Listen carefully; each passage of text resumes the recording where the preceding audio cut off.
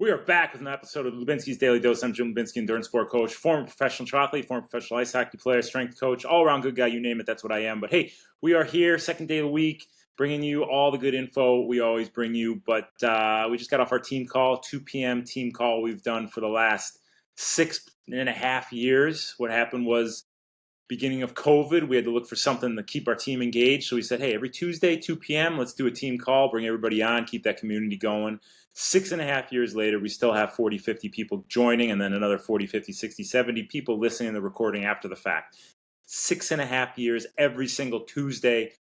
That, in addition to the 2 team rides we have every week live via Zoom and Zwift, all available on demand. We do our strength chords and core session via Zoom every Monday morning. We have team virtual races on the weekend, and we have team community team races throughout the season. I mean, we've really created a good environment here and good community. No matter where our athletes are at in the world, they feel like they're part of this. So, hey, you guys want to in on it? Let me know. Jim@jimlubinski.com. Email me, and we'll get you in touch with the right people so you can be part of what we're doing. But gains, baby. They're making gains, and they're having fun doing it.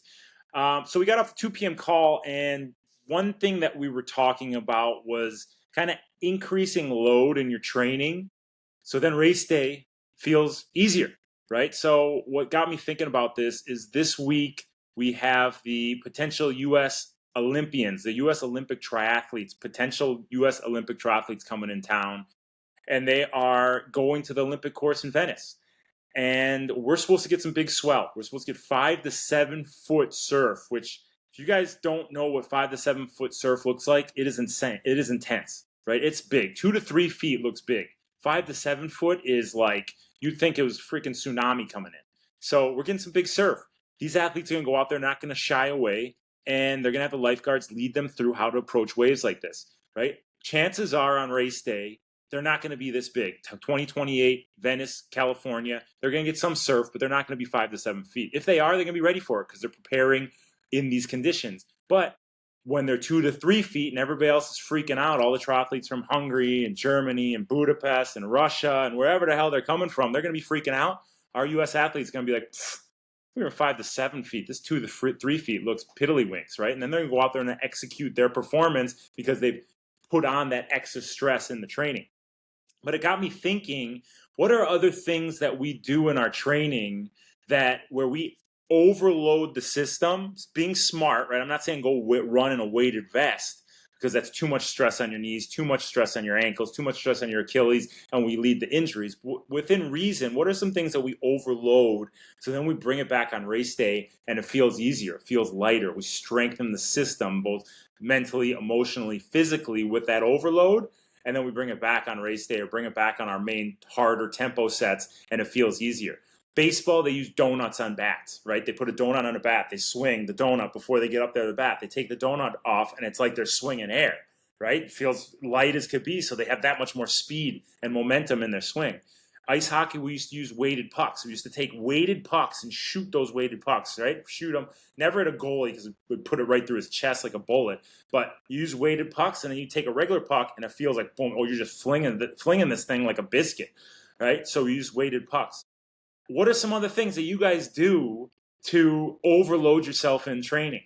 Another thing that I do is I weight my bike down, right? I put 5 water bottles on my bike in training. That added stress, that added weight going uphill, with that added weight, not only increases power per pedal stroke, it gets me used to carrying more weight uphill. And because of that, I go into race day, I optimize performance, I wax my chain, I put on my race wheels, I put on only the water I need, and I get the rest of it from aid stations, and it's that much lighter. I'm used to having so much more weight on the bike. I take it off, boom, it feels that much lighter.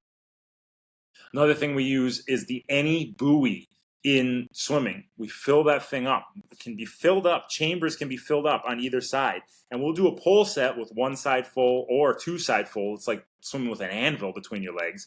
The story of my life, having an anvil between my legs. But swimming with an anvil between your legs.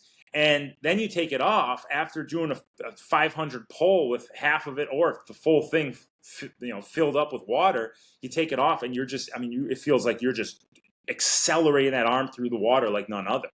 So the any buoy, that's a great tool that you guys can use. You put your snorkel on to start with that thing, because if you use it too soon and you're overstressing your shoulder, like we talked about in the last episode, we could open ourselves up for some injury. So start with your snorkel, swim a little flatter, and build into the feel for it. But use your any buoy. Try that out, and you can get that on any swim store, usually anybuoy.com. Annie Jones put that up, the famous triathlete and swimmer. But another thing is, don't use your carbon shoes all the time.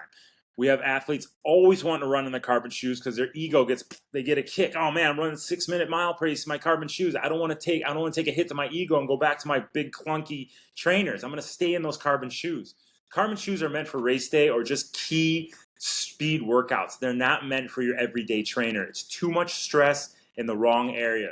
Coach Jack on our 2 p.m. call just spoke about getting that posterior chain engaged. What the carbon shoes do, because of the way they're meant to propel you forward, is they put a lot of stress on the front of that body, the hip flexors, the knees, the shins.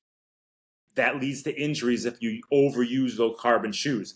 They're extremely light. They're fast. You can move your feet quick. Your mile times improve, but you're opening yourselves up for injury.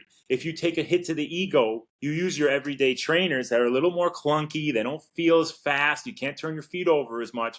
Then you go on the race day and use your carbon shoes after having adapted to them a little bit with some tempo work. Oh my God, you're going to be flying.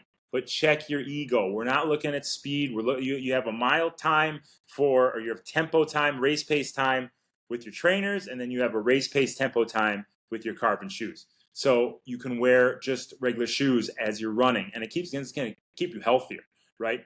Another thing I like to do on my bike is I go uphill in my time trial position. Right? I don't say, okay, I'm worried about my watts or my Strava time up this segment or how fast I'm going to move up this segment. I just get in my TT position and I climb in that TT position. So it forces me to turn the pedals a little slower, work the strength in that position that is commonly a lot less powerful and less strong, or not as strong, until you adapt to it. But going uphill in that TT position helps you adapt quicker. But you got to take a hit to the ego. Right? So we got to look long-term. What long-term stuff can we do to overload the system in training that's going to help us feel lighter, stronger, more powerful come race day? So I want to hear from you guys. I want to hear you leave some comments in our YouTube video, in our Spotify link, on our Apple Podcast link, on our Instagram clips. Check those. Leave some comments and give me some ideas, because I'm always open for ideas. I like to talk about it. So if you have an idea, lay it out there, and then we'll bring it up on the next episode.